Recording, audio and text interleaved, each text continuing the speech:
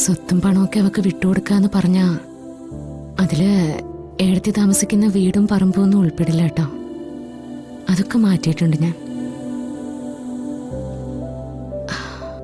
അക്കാര്യം മാത്രമല്ല, എന്റെ ചുറ്റും നിന്നവർക്ക് എല്ലാം സുഖമായി ജീവിക്കാനുള്ള എല്ലാ കാര്യങ്ങളും മാറ്റിയതിനു ശേഷം മാത്രമേ രാധയ്ക്ക് ബാക്കിയുള്ള സ്വത്തുക്കൾ എഴുതി വയ്ക്കൂ.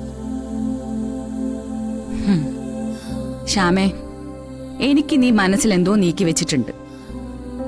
അതിന്റെ പേരിൽ ഞാൻ അല്പം സന്തോഷിച്ചോട്ടെ എന്ന് നീ കരുതിയെങ്കിൽ അത് വേണ്ട.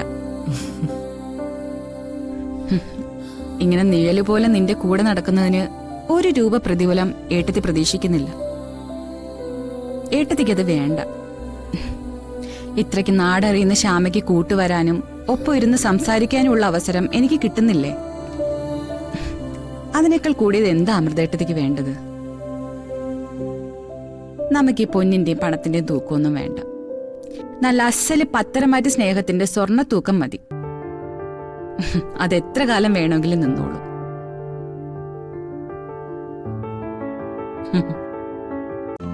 ഇന്ന് തന്നെ ഡൗൺലോഡ് ചെയ്യൂ. കാണൂ നിങ്ങളുടെ ഫേവറേറ്റ് ഷോസ്.